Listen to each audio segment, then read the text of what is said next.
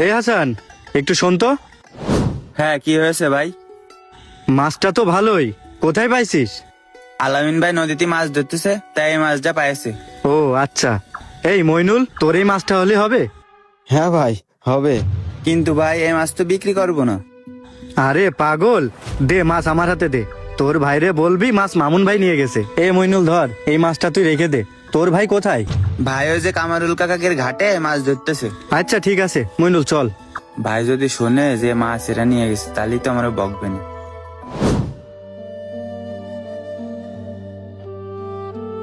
এই আলামিন, হ্যাঁ ভাই, তোর ছোট ভাইয়ের কাছ থেকে মাছটা আমি নিয়ে নিছি, তোরে নগদ টাকা দিয়ে দিবানে। এই মাছ এটা আপনি কিনে এনেছেন মানে? ও ভাই, এই মাছটা আমি বিক্রি করবো না।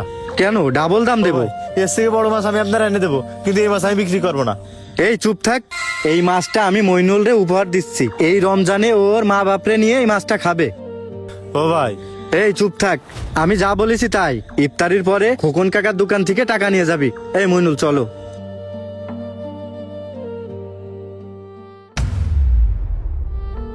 রিজিক আল্লাহর পক্ষ থেকে নির্ধারিত, কারো রিজিক কেউ কেড়ে নিতে পারে না।